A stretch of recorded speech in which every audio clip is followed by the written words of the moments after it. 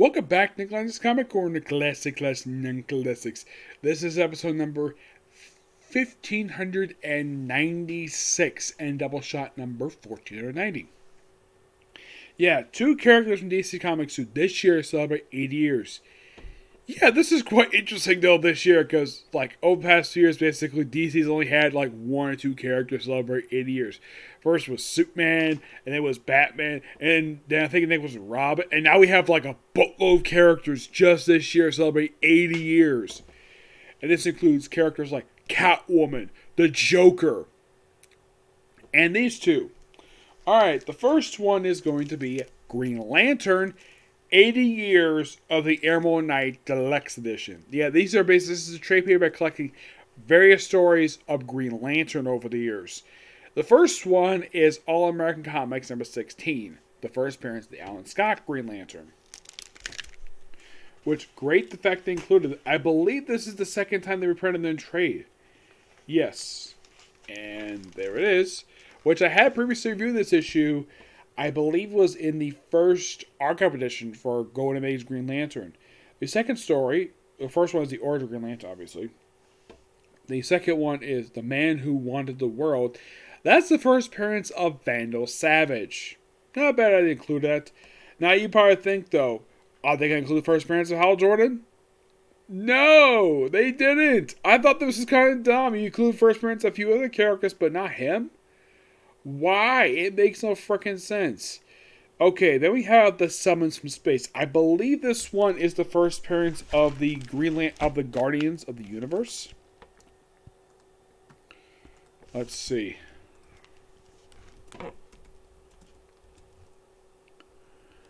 I believe it was because I think the Corps made a debut not in this issue. Let's see. The Guardians made a debut. No, it wasn't there. Who made a debut in issue number 23? It clearly wasn't Hal Jordan. No, it was not. It was not Hal Jordan. I know for a fact he was not the one who made his first appearance here.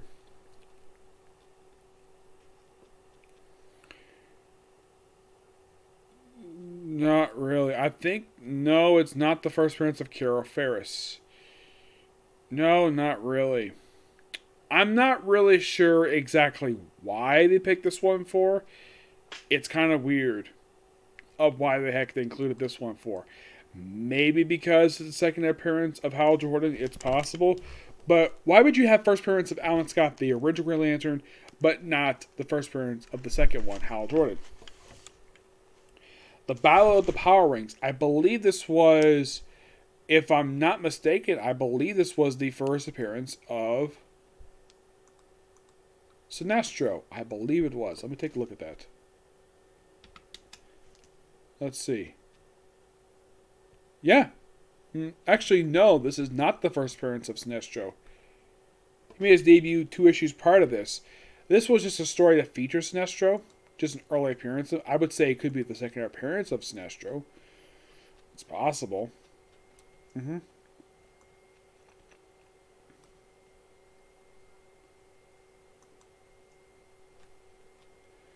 Yeah, I think it's distinctly possible this was his second appearance. So, there's that. Earth of the Green Lantern. Yeah, this one I know for a fact is the first appearance. Why is 59 a first appearance? Because it's the first appearance of Guy Gardner. Yes, Guy Gardner. Okay, so first appearance, the first ever Green Lantern, Alan Scott. Include him. But in the case of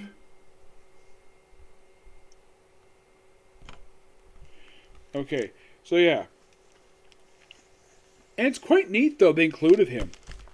Which I was actually quite surprised. And if you're curious, though, what he looked like in his debut, that's what Guy Gardner looked like. Yes, the guy who was commonly referred to as the Jerk Green Lantern. Now, I should point out, though, the 2 issues from the Green Lantern series, basically, the Green Lantern stuff are the early stuff is done by John Broome, who also co-created the Barry Allen Flash. You have, in the case of Green Lantern, All American Comics 16, That was done by Bill Finger and artwork by Martin Neldell, who also did the artwork for issue 10 for Green Lantern. Alfred Brester wrote the issue. There's a little funny story related to this guy. He basically was kind of embarrassed at the time. He basically did not want to be involved with this particular medium because he really wanted to get into advertising, which he did, from what I heard. And he had a pretty successful career at this about being a comic artist. Nowadays, not much of an issue. Snowbirds Don't Fly. This one, along with Be On My Power. Be On My Power, I believe this one is the first appearance of John Stewart. Yes. Let me take a look at that just to be sure. Because I believe this was also at the time let's see. Yeah, it's the first appearance of John Stewart. Yes. And I believe it was also one of the last issues published.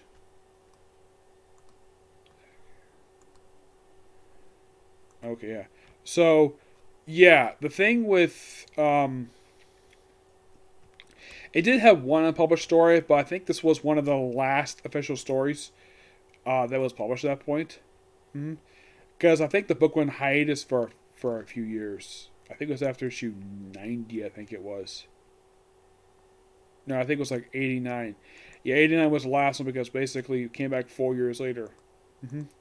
Now, Snowbirds Don't Fly. This is actually part one of a two-part show. The second part is not included in here. They included my next book, which we'll talk about that. Both these two issues are done by the legendary duo of Denny O'Neil and Neil Adams. I have met Neil Adams. The way he described working with Denny O'Neil is that he described him as a strong Irishman. Aside from that, he didn't really talk about very much when he talked about Denny O'Neil. But Snowbirds Don't Fly is a classic Green Lantern story. It's also considered one of the best Green Arrow stories because at the end of the first part of this two-parter, it revealed that Speedy, aka Roy Harper, was a heroin addict, a drug addict. Yep. The Green that got away. What's special about this issue? This issue is just a story that features Hector Hammond. It's not the first appearance of Hector Hammond. No, his first appearance was issue 5. Yep. Mogo the Socialite. This is a backup story from the issue. It's the first appearance of Mogo. Excuse me. Some of the other ones. Setting up shop. This actually was the first appearance of the Green Lantern Corps on Earth after the events of Crisis on Earths. Yeah, this is the start of that era when it was written by Steve Eckhart and artwork by Joe Stanton. Yeah, this is the start of the 2-year era when they were running on Earth before the book got canceled. I think at the time possibly low sales before I moved over to Action Comics when it became Action Comics Weekly for like a year and eventually got in their solo title. Then we had, of course, they had to include this in here, Green Lantern Volume 3, number 50, a very infamous issue. Why is this issue infamous? Of course, this issue written by Ron Martz. It was the finale to a controversial 3-part story arc known as Emerald Twilight, where after the events of the Reign of the Superman, during the events of the Reign of the Superman, Coast City, the hometown of Hal Jordan, was destroyed by Cyborg Superman and Mongol. And the reason? Because Cyborg Superman's late wife was from Coast City. He wanted to wipe any trace of his late wife. I'm like, why? Oh yeah, and they built Engine City in its place. And it took over a decade to finally build damn city. And he tried to build it, but he wanted the power back. So he's like, I want more power. So he proceeds to massacre the entire Green Lantern Corps, kill all the Guardians, with the exception of Ganthet. Though Kilowog does come back. He does briefly get killed, but he does come back in this particular story arc. Yes.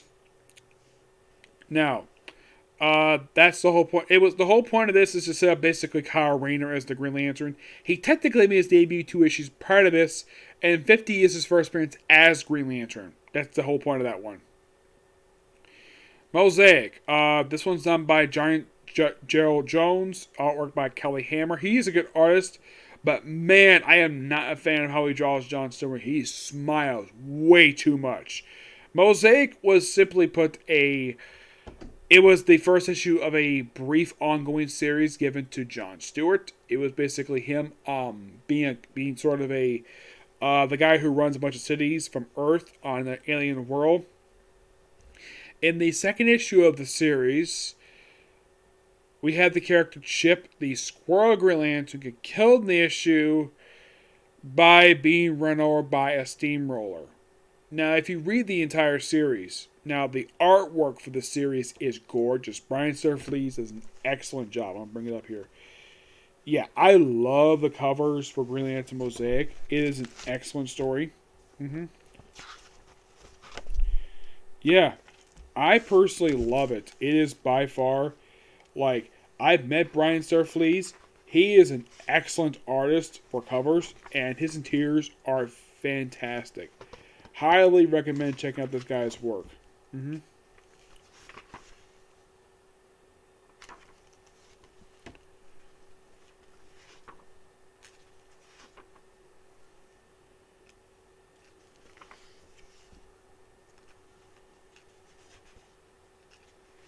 That's the only thing I don't like about this issue is that John Stewart smiles too much. Here's the cover of Green Lantern Mosaic. It's a gorgeous cover. I love what Brian Surflees did with this. Yes. I'm glad in fact Marvel hired him to do Black Panther because he did a fantastic job with this. He's also noteworthy for being the cover artist for Batman Shadow of the Bat for the first 75 issues of its 94 issue run. Yep. In the case of issue 100, that was Kyle Rayner going to do some time traveling. Hate Crime. It was a story done by Judd Winnick. It's just a Kyle Rayner story. I have nothing much else to say here. They also included Green Lantern Secret Files 2005. It was something done by Jeff Johns because he got close up in Jeff Johns' era. Green Lanterns 15. This was simply put set up for an excellent two-parter where it features not Hal Jordan, it features Simon Baz and Jessica Cruz. I've talked about this before, it's really good. The last one included in here, I actually got more to include The Green Lantern #1, which this one I've also talked about as part of the first trade for Intergalactic for The Green Lantern. They also included a story from Green Lantern Legacy. This was a book that released just started last year before everything went stupid. But in the case of this book overall, it's good. It's fine to exist because it celebrates 80 years of Green Lantern. Not Hal Jordan, Green Lantern. This one, yes, 80 years of this character too. Green Arrow, 80 years of the Emerald Archer. Excuse me. The Deluxe edition. There's some pretty important issues in here. The first one they have in here is a comic book that, get this, you're going to love this little fun fact about this comic book. More Fun Comics 73, the very first appearance of Green Arrow and Speedy. Prior to this trade ever coming out, this issue had never, ever been collected before. And you're thinking, really? It hasn't? Yeah, it hasn't.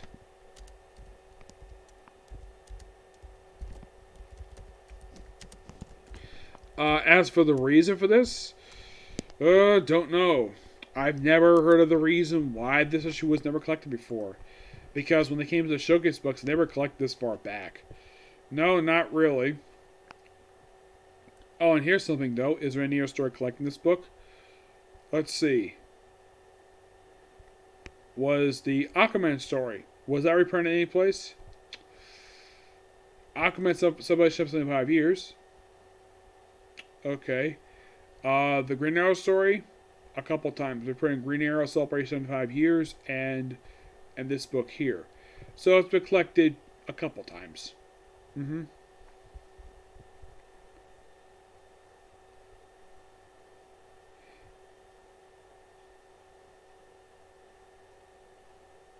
Yeah, and the thing with this issue is, this is done by Mark Wexler and George Papp. Yeah, these two also created Aquaman. Yeah, it just the first appearance of Green Arrow and Speedy. That's the whole point of this issue. Rainbow Archer, I believe this is the first appearance of the Rainbow Archer. Mystery People, just a story from the past. It's just civil rights stuff related to this character. And this, I'm so happy they included the second part of it because the Green Lantern one didn't include the second part for some strange reason. Maybe because they focused more on Green Arrow than Green Lantern. Green Lantern Volume 2, Issues 85-86, which I've talked before. Classic story from the 1970s. They also include the first issue of the 3-issue miniseries Longbow Hunters, written and drawn by Mike Grell. The noteworthy thing about this issue is it's the first appearance of Shadow, a character who would actually pop up on the Green Arrow TV show, and she would also become an integral recurring character afterwards, mostly in the Mike Grell run. She also popped up a few times in Volume 3. She popped up even in the current Rebirth era, where actually popped up in the New 52, popped up in Jeff Lemire's run, where she here's the thing, in pre-Flashpoint, she's a mother. She's a mother of a boy named Robert, who is her son. And it is heavily rumored that Robert is the son of Oliver Queen. How he was conceived is a bit awkward to explain. Green Arrow was suffering through a fever, and she decided to sleep with him, and he thought he was sleeping with Black Canary. And that's how she got pregnant. And also was revealed in the Longbow Hunters miniseries that apparently Black Canary got kidnapped when she got kidnapped by a serial killer in this miniseries, which of course Shadow helped Green Arrow rescue her. She apparently lost the ability to have children, though that later got fixed in the pages of Birds of Prey when she dipped into the Lazarus Pit. Yep. Yeah, it's a really good issue. I think Mike Grell himself doesn't. It's a long issue. Yeah, it's a long issue. I'm surprised they include the issues of Detective Comics in here. Plus, I love this cover. It is such a gorgeous cover. Mike Grell himself does an excellent job. Made it so gritty, realistic, and he did an excellent job with this book. He may not have been the interior artist of this book at the time, but he was clearly the writer for 80 issues. Then came a two-parter that I did discuss this with Chuck Dixon, by the way. A two-parter, 100 and 101, where this actually is the conclusion to basically about 22 issue story arc. Well, a reoccurring one, where actually it's most of them going to issue 90, I think it was, where Green Arrow got hooked up with these terrorist group, and he got romantic involved with the leader, who later tried to have him go on a plane that was going for Star City. He got his arm chopped in a bomb, and then one of the coolest moments happens in the book. You would never. Oh, by the way, here's Shadow, drawn by Mike Grell. That's what she looks like in the comic. Yeah, and she looks like it now. She's a parent nowadays, except that she is the mother of. Get this. She is the mother of Green Arrow's half sister. Yes. So, by the way, Green Arrow, if you ever read any issue of Mike Grell's run, he would wear the costume. Sometimes he would, sometimes he wouldn't. But here's something unique about this costume. He would never, ever wear the domino mask in the entire run with the exception of one issue. Here he's wearing a makeshift mask, and he gets on his plane. He puts his hand inside of a bomb. We'll have to take out all the terrorists there. Then, of course, then you have this. Okay, so he gets his arm caught in the bomb. And stupid. You can find titles but haven't. And all of a sudden, boom! The airplane door, because he's on the airplane. Because he's over a particular city. Home to this guy! Yep, he's home. He's basically here. Because he's basically over Metropolis. And, okay, you might be asking, what the heck is up with Superman's hair? Okay, there is an explanation for that.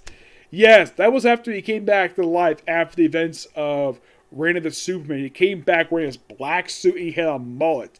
He had this for a few years before he cut it off.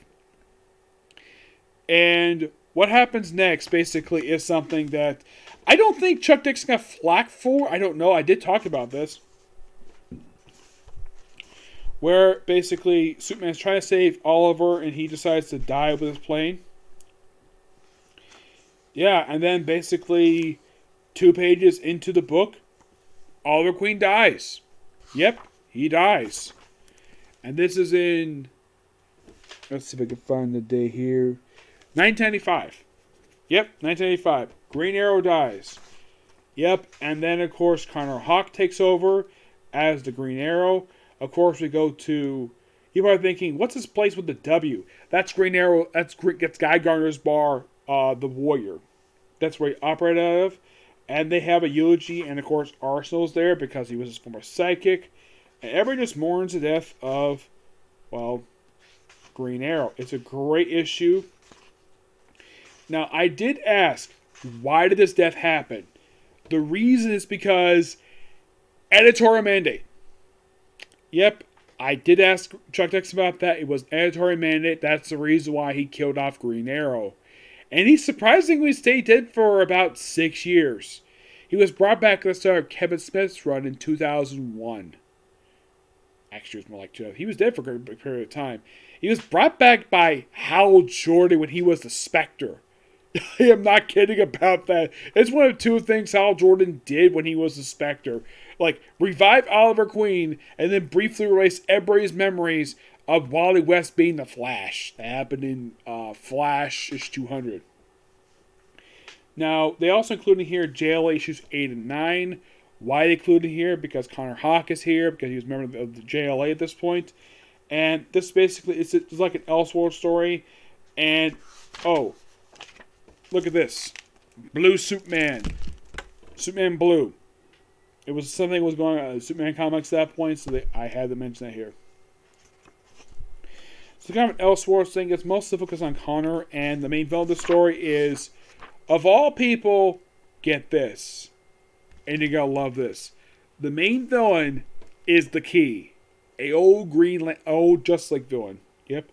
They also include the first issue of Green Arrow Volume 3 done by Kevin Smith. Yes, the movie director. He wrote this. He wrote this book for 15 issues, and there is a deluxe edition that collects this entire run. And I'm kind of glad they included the first issue of this, because this is the issue where it got revived. Because why the heck not? And I will eventually one day review Kevin Smith's run for Green Arrow.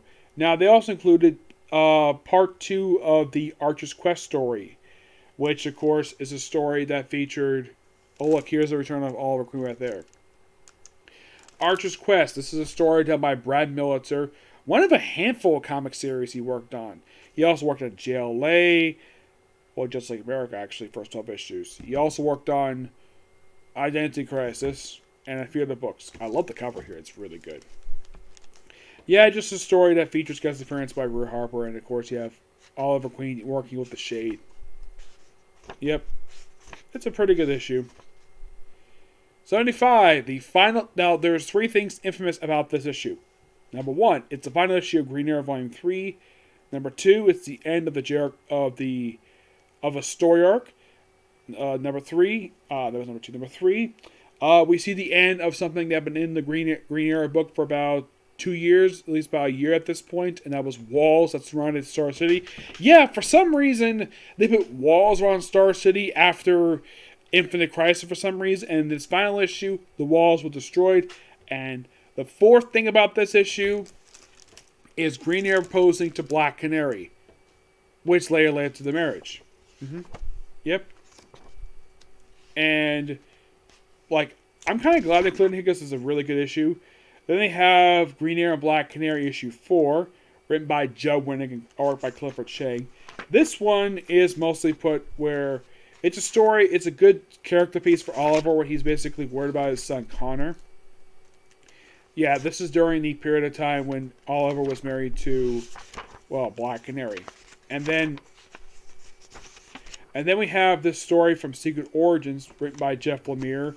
It's just basically Oliver Queen's backstory in the New 52. That's simply put what this is. This is fine. I have no problem with this at all. I think they included this in one of the Jeff Lemire trades. Yes. And then they included... this was kind of a surprise. A book that is not even part of the EC Comic Universe. The first issue of Arrow Season 2.5. I believe this is written by Mark Guggenheim, if I'm not mistaken. Yes, it's written by him, all by Joe Bennett. They included this in here. I've discussed this before. It's an excellent run. It's a digital first book. It kind of does explain what happened between seasons 2 and 3. Like, the biggest thing it does explain is what happened to the Queen Manor. It burned down. And, of course, the last book included here was Green Arrow Rebirth, which I've discussed before. This book is good. I do recommend it if you're fans of Green Arrow. This type of book is expensive. It's like $30. So it's probably worth your price tag for this one. The Green Lantern one is actually the same price. Yeah, both these two books are $30. If this was Marvel, they'd probably charge $40, $50 for these damn things. Yeah, it's interesting though, on the front of the trade, we actually have Green Arrow design-wise, from what I can tell, basically from Rebirth, and this is what he looked like when he was inside the interiors. In the case of Green Lantern, this of course just Hal Jordan. This is mostly from like New 52, and him with the gray in his hair. That was something he did back in the 90s for some reason. I'm not really sure why they put white in his hair. It's something that's kind of weird when it comes to that. Yep. So yeah, that's a particular view, and that is going to be it for videos today, because I have no videos or videos planned for today. Unless somehow I get another one. So I'll probably get more videos tomorrow, along with Shaman King. Okay? Next video. Bye.